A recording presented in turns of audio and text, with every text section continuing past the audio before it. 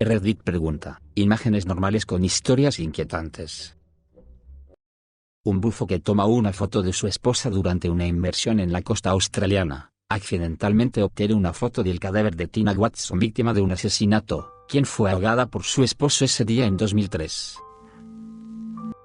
Esta es una foto de los 3 héroes anónimos que arriesgaron su vida para evitar que Chernobyl fuera un desastre peor de lo que ya era. Si no fuera por estos 3 hombres en la imagen, Alexei Ananenko, segundo a la izquierda, y los soldados Valery Bevpalov, centro, y Boris Baranov, extremo derecho, se habrían perdido millones de vidas durante la catástrofe de Chernobyl. 10 días después de la fusión, el sistema de refrigeración por agua de la planta había fallado y se había formado una piscina directamente debajo del reactor altamente radiactivo. Sin enfriamiento, la sustancia parecida a la lava podría derretirse fácilmente a través de las barreras restantes, arrojando el núcleo del reactor a la piscina. Si esto hubiera sucedido, podría haber provocado explosiones de vapor, disparando radiación hacia el cielo, extendiéndose por partes de Europa, Asia y África. En la fotografía, el ingeniero Alexei junto con Valery y Boris están equipados con equipo de protección después de que se ofrecieron como voluntarios para sumergirse en las aguas y drenar el fluido cerca del reactor durante el desastre nuclear de Chernobyl en Pripyat, Ucrania en 1986. La misión fue exitosa y mientras el daño de por sí ya era un desastre, los 3 héroes impidieron lo que podría haber sido un evento aún mucho más devastador. Sorprendentemente y por suerte, los 3 hombres sobrevivieron. 2 hermanos posan para una foto en el Parque Nacional Sequoia momentos antes de que les cayera un rayo en agosto de 1975. Alguien respondió, ambos sorprendentemente sobrevivieron. Bueno, menos agradablemente el hermano menor Sean, que tenía 12 años en el momento de la foto, luego se suicidó. Parece que probablemente sufrió la peor parte de la descarga eléctrica. Increíblemente, eran 2 de las muchas personas alcanzadas por un rayo ese día. No debería ser necesario decirlo, pero si sientes un hormigueo en la piel y tu cabello se eriza así en el exterior sin motivo aparente, es posible que debas ir a un terreno más bajo o a un refugio completamente cerrado inmediatamente. Las fotos de las holandesas de Panamá. Las chicas se perdieron por varios días en la selva. Unos meses después se encontró una mochila con la cámara y estas fotos. El enlace es a un álbum de Ingur con las fotos, que también detalla el relato en la descripción. No hecha por mí. Al principio las fotos son normales, solo 2 chicas de viaje. Entonces creo que se ajusta al requerimiento original de la publicación. Alguien respondió, al parecer se encontró un zapato con un pie dentro y la pelvis de una de las chicas. Parece que sucumbieron a los elementos y fueron devoradas por animales. Verdaderamente horrible. Otro respondió, todavía no se ha explicado completamente la secuencia de eventos. ¿Por qué una de ellas llamó al 911 a las pocas horas de una de las fotos, solo para volver a llamar 10 días después? ¿Y por qué hubo una ráfaga de fotos tomadas en medio de la noche, también 10 días después, junto con otra llamada al 911? Tienes toda la razón, sin embargo, muy horrible. Alguien más respondió, podría recordar erróneamente, pero creo que las imágenes tomadas por la noche fueron tratando de encontrar el camino en la oscuridad, lo cual fue la teoría principal. Creo recordar que dijeron que pensaban que una de ellas se lesionó temprano, por eso, la llamada al 911 y luego la otra estaba tratando de encontrar ayuda y perdió el servicio, por lo que no pudo volver a hacer la llamada. Usó el flash de la cámara para iluminar la noche y luego hizo otra llamada al 911 cuando encontró servicio nuevamente, pero finalmente el teléfono se apagó. Pero vi el documental hace un tiempo ya, así que puede que no lo recuerde bien. La imagen de Travis Alexander tomada por Jodi Arias la noche en que ella lo asesina. Alguien respondió, una historia muy horrible. Esta foto, y las otras fotos, en realidad fueron tomadas segundos antes de que ella lo asesinara e incluso tomó algunas durante y después. Muy triste. Vi el juicio en vivo por TUTV, y la fiscal lo expresó mejor. Ella tomó sus propias fotos de la escena del crimen. Todavía no puedo entender por qué no se deshizo de la cámara en su camino a Utah o vació la tarjeta SD. Otro respondió, sí, pasarlo por la lavadora fue una decisión estúpida de su parte. Alguien más respondió, agradezcamos que sea una asesina estúpida. Los inteligentes son mucho peores. No decir que lo que hizo no es terrible, pero si fuera inteligente, podría haberlo hecho fácilmente una y otra vez. Esta imagen de un hombre parado sin camisa detrás de la cerca en una tarde de verano, pareciendo como algo salido de un álbum familiar. Es una recreación de la portada de la revista Time de 1992, donde el mismo hombre, Fikret Alik, fue fotografiado en el mismo lugar como prisionero demacrado del campo de concentración de Ternopolje. durante la guerra de Bosnia de 1992-95, a la cual él sobrevivió. El edificio detrás de él es ahora un centro comunitario, sin placas ni monumentos a las víctimas de uno de los campos de concentración más notorios de Bosnia. Ed Bujami describió la guerra y el destino de la postguerra de Alić en su libro The War is Dead, Long Life the War. Vivió en Eslovenia durante algún tiempo y obviamente se vio afectado por la terrible experiencia. No soy de Bosnia, pero hice un documental fotográfico sobre el tema de los campamentos y campos de exterminio de la guerra de Bosnia y su destino de postguerra, así que estoy familiarizado con el tema. Tengo algunas dudas sobre publicar mi trabajo aquí, pero si estás interesado, no dudes en enviarme un mensaje. Este tipo tomó una foto de un oso mientras estaba en el bosque. Poco después de tomar esa foto, fue asesinado por ese mismo oso. Esta imagen tomada de David A. Johnston, 13 horas antes de la erupción del monte Santa Helena en 1980. Sus últimas palabras por radio fueron: Vancouver, Vancouver. Esto es, antes de quedarse en silencio y sus restos nunca encontrados. Alguien respondió: siempre pensé que su muerte tenía cierta poesía. Había pasado meses convenciendo a la gente de que la montaña estaba peligrosamente cerca de entrar en erupción. Él y sus colegas se turnaban acampando para observarlo, y en su última noche intercambió la guardia con alguien que quería asistir a una fiesta. Tenía razón acerca de que la erupción era inminente. Otro respondió: el hombre con el que intercambió la guardia fue Harry Licken, quien tomó la foto y quedó devastado cuando el volcán entró en erupción y se culpó a sí mismo por la muerte de Johnston. Luego él murió también en una erupción diferente en Japón. Él y Johnston son los únicos dos volcanólogos estadounidenses que han muerto en erupciones volcánicas. Se fue para asistir a una entrevista, no fue para una fiesta. Además, no consiguió el trabajo. Alguien más respondió: sí, tuve que hacer una breve presentación sobre él el año pasado para geología y fue una desgracia. Estaba con otros dos científicos cuando el volcán estalló y falleció a causa del flujo piroclástico.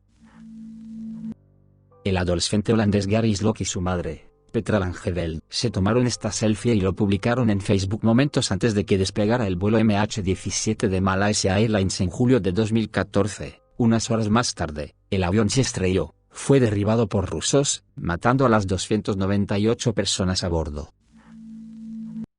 Es llamado el suicidio más hermoso, a primera vista. Parece una mujer descansando tranquilamente hasta que te das cuenta de que es el techo de un automóvil enrollado a su alrededor como sábanas. Saltó desde lo alto del Empire State Building y por casualidad aterrizó de esta manera muy elegante y pacífica. Alguien respondió: solo lee sobre esto. Una historia realmente triste. Su nota de suicidio decía: no quiero que nadie dentro o fuera de mi familia vea ninguna parte de mí. ¿Podrías destruir mi cuerpo mediante la cremación? Te lo ruego a ti y a mi familia. No tengan ningún servicio para mí ni recuerdo para mí. Mi prometido me pidió que me casara con él en junio. No creo que sea una buena esposa para nadie. Él está mucho mejor sin mí. Dile a mi padre que heredé muchas cosas de mi madre. De acuerdo con sus deseos, fue incinerada sin memorial, servicio o tumba. Su entonces prometido, Barry Rhodes, se convirtió en ingeniero antes de mudarse al sur. Murió soltero en Melbourne, Florida el 9 de octubre de 2007. Otro respondió: es más triste que eso. Su nombre era Evelyn McGill. Probablemente sufrió de depresión severa toda su vida, al igual que su madre. Estaba en el cuerpo de mujeres del ejército. Relatos no verificados sugieren que quemó su uniforme cuando dejó el servicio. Después tuvo un puesto como contadora en una litografía. Su prometido nunca avanzó. Evelyn había estado con él más temprano ese día. La imagen hizo al fotógrafo, Robert Wiles, momentáneamente famoso. Era un joven estudiante de fotografía en una tienda al otro lado de la calle del Empire State Building. La revista Time le compró la foto. Presentó cierta angustia mental severa después del hecho, y nunca produjo ninguna otra fotografía de importancia después. Tengo entendido que dejó la profesión por completo. Su único trabajo duradero registrar el trauma sobre el mismo.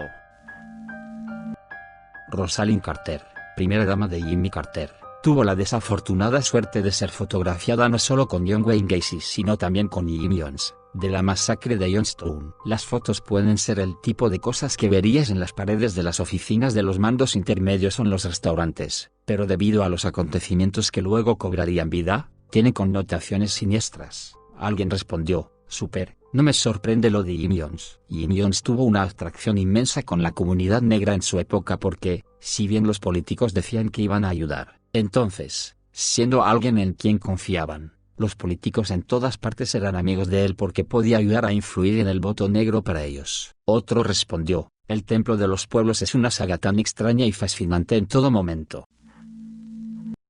Es la última foto que su exnovio le tomó a Jolie Callan, de 18 años, antes de que le disparara 2 veces en la cabeza y empujara su cuerpo por el precipicio. Alguien respondió, había tomado una serie de escalofriantes fotografías finales de su exnovia mientras caminaban juntos por el campo de Alabama antes de empujarla por un precipicio. Fue Lauren Bunner quien le disparó 2 veces a Jolie Callan, de 18 años, uno en la nuca y otro entre los ojos, y la empujó desde lo alto de un acantilado. Había sido idea de Bunner ir a la caminata y la noche anterior, Callan le envió un mensaje a un amigo bromeando, si me pasa algo, sabrás con quién estaba. La pareja había estado caminando por el sendero Pinodi, y Bunner incluso publicó 4 fotos en Instagram de su exnovia horas después de que él la matara, informa The Sun. Más tarde, Bunner llamó a la policía y dijo, quiero entregarme por el asesinato de mi exnovia que ocurrió hace un rato en Cheetah Mountain. Más tarde esa noche, el 30 de agosto de 2015, la policía encontró su cuerpo, todavía con su mochila. Bunner le dijo a la policía que le había disparado en la cabeza como parte de un pacto suicida antes de empujarla por el precipicio, pero que él no pudo suicidarse. Se le encontró una escopeta y se descubrió una gran cantidad de sangre donde Callan fue asesinada, así como también en el volante de Bunner. Los policías creían que había traído a Callan, que todavía quería seguir siendo amiga de su exnovio, para matarla porque ella no la aceptaría. Los familiares dijeron que estaba haciendo planes para el futuro y que no parecía deprimida. Bunner, que ahora tiene 22 años, fue acusado de asesinato hoy, después de declararse inicialmente no culpable. Admitió el asesinato en julio de este año. El tribunal escuchó que se había jactado ante sus compañeros de celda de haber matado a la joven de 18 años, diciendo que si él no podía tenerla, nadie más podría. Fue sentenciado a 52 años de prisión y se le dijo que pagara más de $11.356 en restitución a la Comisión de Víctimas del Crimen de Alabama. Posteriormente, el padre de Callan, Michael, dijo, era una niña dulce, dulce. Creo que hoy está sonriendo. Esta es la imagen que se encontró en la cámara de 2 turistas que fueron arrastrados por el tsunami de 2004, que resultó en más de 230.000 muertes. Alguien respondió, wow, mira lo lejos que está el agua. Cómo termina la naturaleza acertando un gran puñetazo. Otro respondió, hay una historia de Alejandría, creo, ¿cómo está? Salieron a jugar con los peces, etc.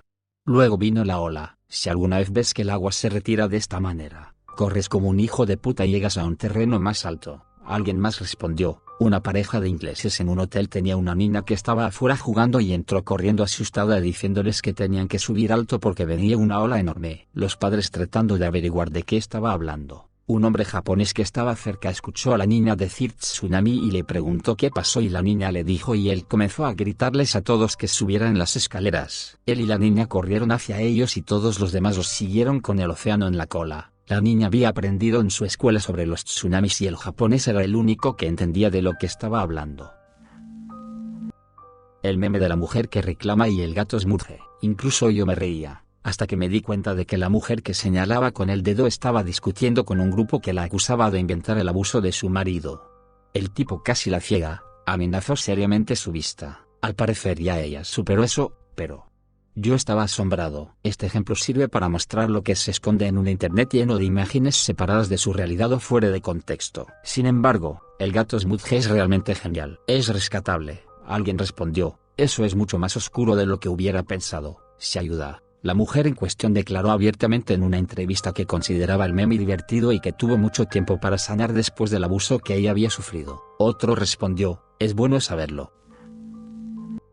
Esta foto, de lo que parecen unas pocas personas en trajes saliendo de un edificio, en realidad, es el último momento en que se fotografió a la tripulación del Challenger, unas horas antes de su lanzamiento. Su transbordador explotó solo un minuto después del lanzamiento, pero no murieron en ese momento. La evidencia indica que murieron unos minutos más tarde cuando la cápsula golpeó el océano. Alguien respondió, una junta tórica es lo que causó el accidente, ¿verdad? Otro respondió, sí. Las juntas tóricas eran quebradizas en temperaturas frías, y ese día fue el clima más frío en la historia del transbordador espacial. Los ingenieros intentaron advertir a sus jefes que no se lanzaran, pero de todos modos siguieron adelante. Alguien más respondió, un ingeniero, Bobby Belin, fue a su casa el día antes del lanzamiento del Challenger y le lloró a su esposa porque sabía que iba a explotar, pero nadie lo tomó en serio.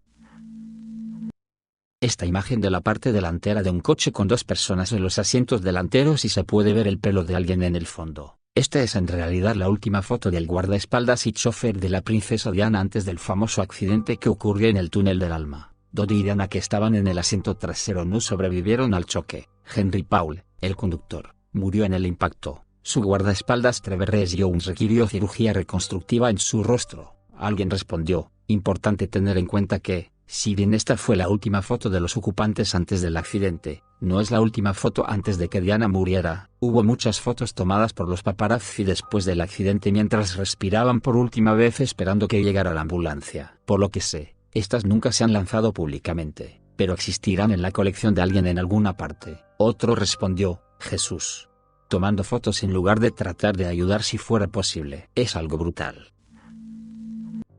Clínica de prótesis dentales. Estos dientes al costado de una clínica de dentaduras postizas en mi ciudad natal. El dueño de este lugar mató a 22 personas en el peor tiroteo masivo en la historia de Canadá. Esto fue hace una semana. Alguien respondió: es jodido como detuvo a la gente. Se acercó y les disparó. Esa debe ser una de las peores formas de hacerlo. Otro respondió: lo preocupante es cuántas personas se hacen pasar por oficiales. Como de vez en cuando, alguien es arrestado haciendo eso. Espeluznante de pensar. Alguien más respondió: hace unos meses, fui al gimnasio después del trabajo. Salí a las 9. Hice una parada rápida en Walmart. Esto fue antes de la cuarentena. Luego me dirigí a casa. Era cerca de la medianoche. Por alguna razón, tomé una ruta que normalmente no tomo. La oficina del Departamento de Seguridad Pública, DPS por sus siglas en inglés, está en este camino. Mi reloj se había estropeado y quería ponerlo en el cargador, pero sabía que no era seguro para mí hacerlo mientras conducía. Pensé en detenerme en el estacionamiento del DPS, pero decidí no hacerlo. Luego pensé en la escuela, que tenía un estacionamiento bien iluminado un poco más abajo de la oficina del DPS, pero algo me dijo que siguiera conduciendo.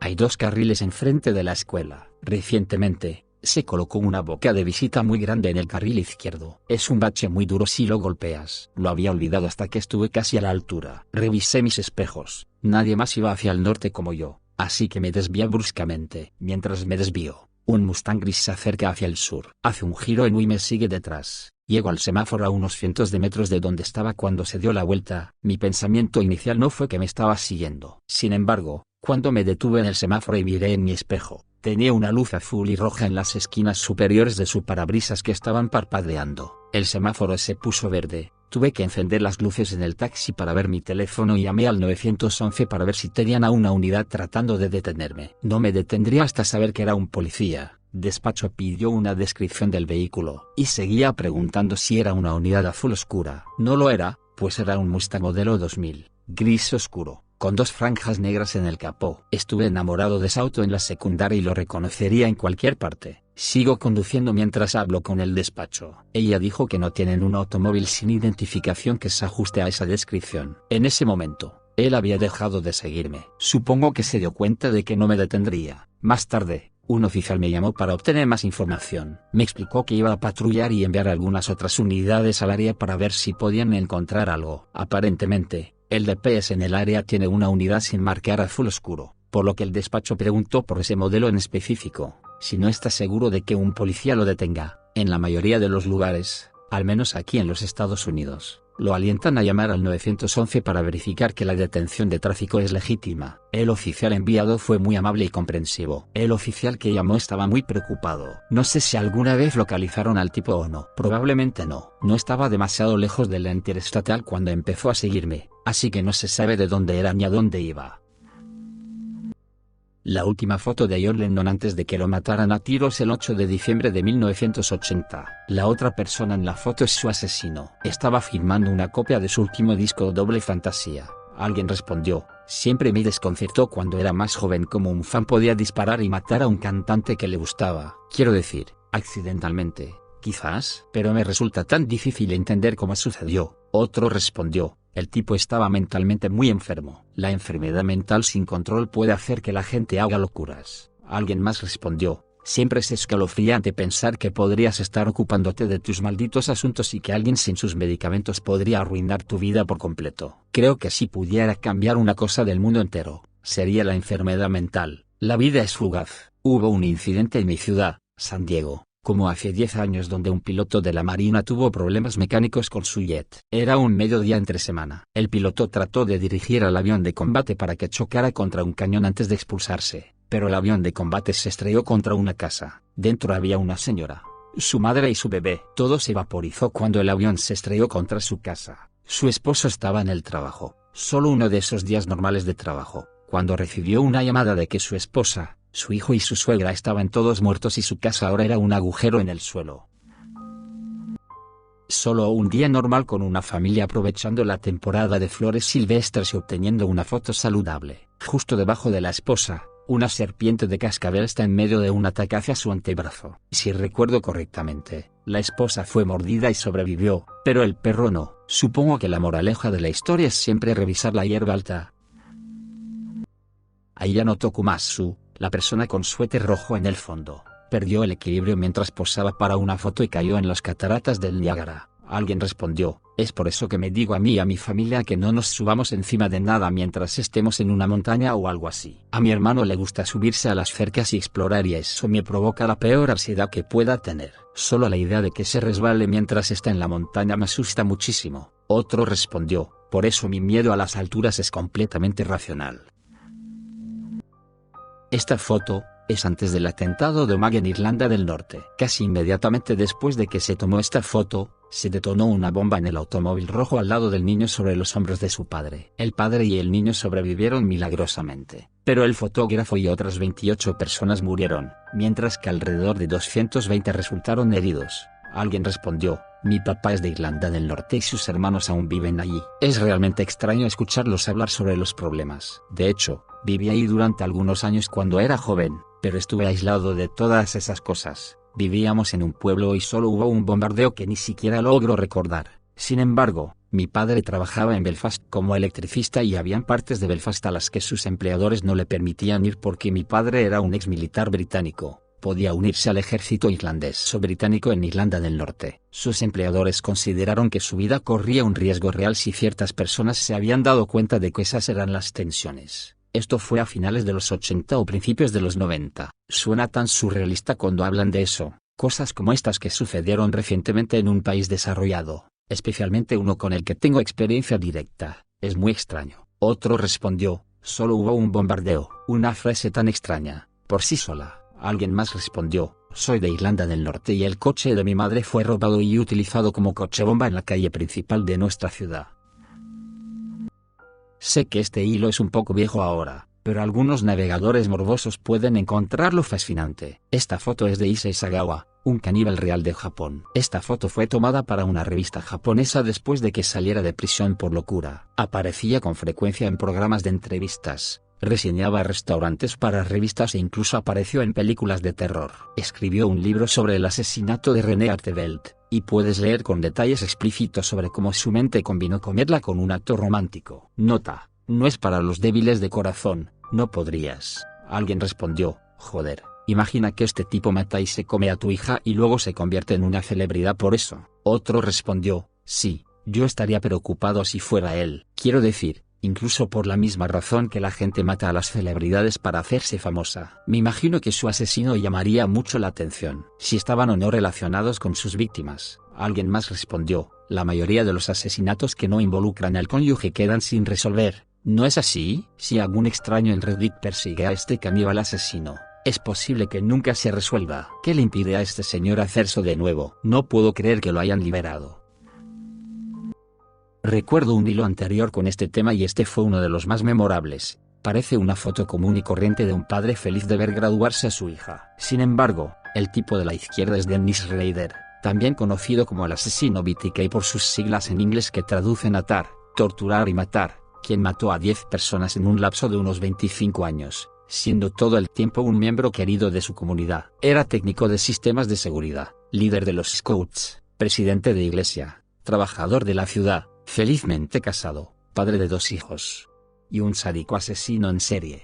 La idea de que casi cualquier persona de aspecto normal que ves en la calle podría ser un psicópata total realmente me saca de quicio. Alguien respondió, para cualquiera que no lo sepa, la forma en que atraparon a Dennis Rader fue rara. Básicamente, se estaba burlando de la policía, desafiándolos para que lo atraparan. dejando pequeños muñecos con las manos y los pies atados para simbolizar a sus víctimas, pero aparentemente eso no fue suficiente. En una de sus cartas a la policía, porque por supuesto envió cartas, ¿qué clase de chiflado asesino que se precie no envía cartas? Preguntó si podrían localizarlos si les enviaba un disco flexible. El policía, que en este momento probablemente no podía creer su suerte, respondió que sería perfectamente seguro, así que en realidad lo hizo. Encontraron algunos metadatos en un documento de Microsoft Word eliminado en el disco que se vinculaba a su iglesia y decía última modificación por Dennis. Les tomó 5 minutos comprobar que había un tal Dennis Rader trabajando en la iglesia, y luego se convirtió en el principal sospechoso. Sin embargo, un dato divertido que se relaciona con la foto original, eso no se consideró suficiente para atraparlo, y necesitaban una muestra de ADN. Usaron el ADN de una prueba de Papa Nicolau que su hija había hecho en el centro médico de la Universidad Estatal de Kansas mientras estudiaba ahí, que mostró un vínculo familiar con el ADN encontrado en las escenas del crimen. Eso fue suficiente para que lo arrestaran. En resumen, todas las clínicas están legalmente obligadas a conservar sus muestras de tejido después de una prueba de Papa Nicolau durante unos 5 años, y es legal porque, a. se hizo por orden judicial y b. hecho con un sospechoso específico en mente, en lugar de simplemente extraer al azar una base de datos. En ese sentido, en realidad no es significativamente diferente de lo que habría sucedido si Rader tuviera una muestra de tejido propia en el archivo debido a algo como una biopsia, una prueba de Papa Nicolau y ser demasiado tacaño para comprar un disco flexible nuevo. Así es como atraparon a uno de los asesinos en serie más notorios de los últimos 50 años. Como se informó en The Atlantic, Rader aparentemente estaba muy molesto porque la policía le había mentido acerca de que era seguro. Preguntaba Rader, necesito preguntarte, ¿cómo es que me mentiste? ¿Cómo es que me mentiste? Ken Landwehr, el detective de homicidios ampliamente acreditado por atraparlo, le respondió con frialdad, porque estaba tratando de atraparte.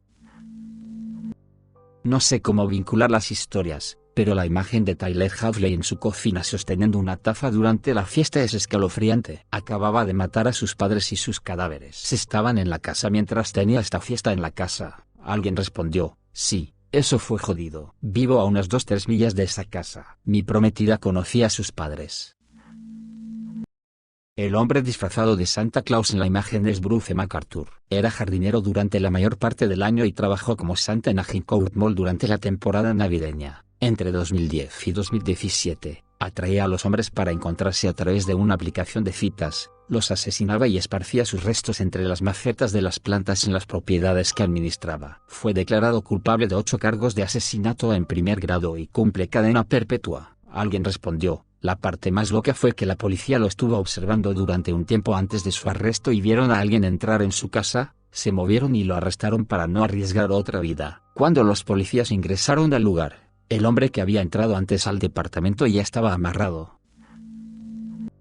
Entonces, aquí hay un hombre y una mujer en la década de los 70, en un programa de juegos llamado The Dating Game. El chico sonriente acaba de ganar una cita con la mujer de la foto. Ese tipo es el asesino en serie Rodney Alcala. Alguien respondió, Cheryl Bradshaw. La mujer lo encontró espeluznante después de que las cámaras dejaron de grabar y se negó a ir con él a la cita. Posiblemente eso le salvó su vida. Otro respondió, el perfilador criminal Pat Brown, señalando que Alcala mató al menos a 3 mujeres después de su aparición en el juego de citas. Especuló que este rechazo podría haber sido un factor determinante. Uno se pregunta qué generó ese rechazo en su mente, dijo Brown. Probablemente no sea algo que quieras que Cheryl escuche. Alguien más respondió, pude ver que la información es pertinente como un perfil psicológico para atrapar a futuros asesinos. Pero enterrar esa mierda en un estudio científico. En algún lugar solo los científicos lo verán, no donde una pobre mujer que no es culpable de nada pero tenía buenos instintos y los escuchó y pudo internalizar esa mierda. Eso es jodido. Otro más respondió, él ya había violado y matado a 5 niñas menores de edad cuando estaba en este programa, y había pasado años en prisión. Cheryl Bradshaw no exageró nada, simplemente tenía el sentido común que aparentemente ninguno de los productores de ese programa tenía. ¿Cómo diablos llegó ese tipo a ese programa? Mintió en la parte del cuestionario. ¿Has asesinado a alguien? El comienzo del Grand Prix de San Marino de 1994, es uno que todavía me cuesta mirar. El auto número 2, conducido por el tricampeón del mundo Ayrton Senna, chocaría en la vuelta 6, causándole la muerte. Mientras que al fondo se puede ver el auto azul, blanco y verde de JJ, Leto y parado. Él sería atropellado por otro automóvil. enviando escombros a la multitud que hirió a 9 personas. El día anterior, el austríaco Roland Ratzenberger había muerto en un accidente, y el brasileño Rubens Barrichello tuvo la suerte de salir vivo en otro accidente, una carrera seriamente desordenada. Alguien respondió, también encontraron una bandera austríaca en el auto de Senna, lo que significa que estaba tratando de ganar la carrera para Ratzenberger. Si la Fórmula 1 hubiera pospuesto la carrera de la Hippie de San Marino del 94 por lo que había pasado el día anterior, no hubiésemos perdido a una leyenda de la Fórmula 1, otro respondió, en cierto modo, su muerte ha hecho que el deporte sea mucho más seguro. Los ingenieros y los equipos estaban haciendo configuraciones realmente peligrosas con esos autos de Fórmula 1 de mediados de los 90. Si Senna no hubiera partido, nunca les habría dado la patada en el trasero necesaria para corregirlo. Muy similar a la historia de Sr. Dale Earnhardt con NASCAR. Ambos organismos deben su historial de seguridad moderna a esos dos. La foto de la selección de rugby de Uruguay en el avión antes de despegar. Si no te obligaron a traumatizarte leyendo esto en la escuela secundaria. En 1972 un avión que transportaba a un equipo de rugby y su familia se estrelló en las montañas de los Andes y estuvieron atrapados ahí durante meses, obligados a comer a sus familiares muertos y otras cosas horribles. También fueron llamados monstruos por hacer lo que pudieron para sobrevivir después de que, algunos, regresaron a la civilización. Ver el libro llamado Viven. Alguien respondió, fui a un museo en Montevideo, Uruguay, dedicado a todo el incidente. Era un museo muy bien organizado con 1 tonelada de artefactos recuperados. Realmente cubre otros aspectos de toda la historia, como el granjero que encontró a los dos que fueron a buscar ayuda. Tienen una estatua dedicada a él. Otro respondió, vi un documental sobre esto y los sobrevivientes lo describieron como sagrado en la forma de comulgar. Los dos que finalmente se fueron a buscar ayuda tuvieron un viaje arduo y no lo habrían logrado sin las calorías. Esta es la imagen de un viaje de senderismo. Tiene una mujer herida en el fondo. Ella y una amiga habían ido de excursión y se resbalaron de una caída de agua. Demasiado heridas para moverse. Estuvieron ahí durante un día antes de ser encontradas. La mujer de la fotografía sobrevivió, pero cuando las rescataron, su amiga ya estaba muerta. Siempre tomen precauciones cuando vayan de excursión, escalando, saliendo a la naturaleza. Usen ropa llamativa, tengan cuidado en terrenos peligrosos. Dígale a alguien para dónde va. Manténganse a salvo. Alguien respondió, Dios, es una suerte que tuviera un cabello tan brillante. De lo contrario, realmente se mezcla con las rocas, santa mierda. Otro respondió, sí, no entiendo por qué el equipo de senderismo es todo tono tierra y esa mierda cuando el equipo de navegación o de botes es todo naranja, rojo y amarillo.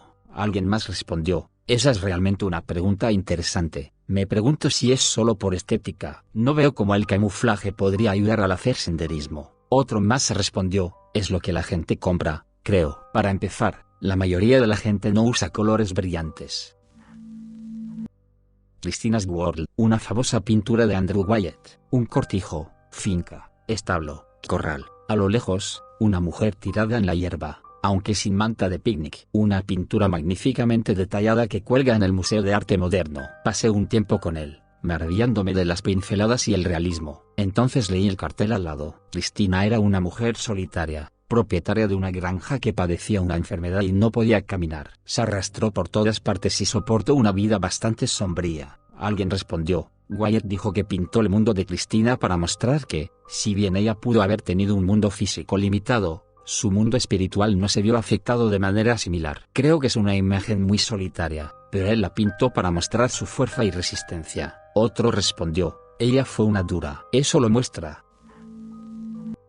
Tragedia junto al mar tomada creo en 1954 en Playa Hermosa, California, mi ciudad natal, después de que el hijo de 19 meses de una pareja fuera arrastrado por el mar. Alguien respondió, lo que me molesta de esto es que la pareja está claramente angustiada pero no tiene un colapso total. Es el periodo en el que recién ahora se dan cuenta de lo que sucedió y eso, para mí, es más aterrador que el dolor que sigue. Es el momento en que los hechos comienzan a establecerse y ya no hay nada que puedas hacer para evitarlo. Otro respondió, y es solo el primer momento. Luego está la primera vez que te las arreglas para dormir, y te despiertas y un segundo después te vuelve a caer encima. Y sucede una y otra vez hasta que tu cerebro lo procesa. Regresas a casa y encuentras su juguete favorito debajo del sofá, la media caja de su cereal en la cocina, sus zapatos. Luego viene la primera Navidad sin él, el cumpleaños. Wow, llegaste hasta aquí. Gracias por entonarte con Radio TV. Si el video te gustó deja tu like y suscríbete. Siga. @Radio TV. Hasta la próxima.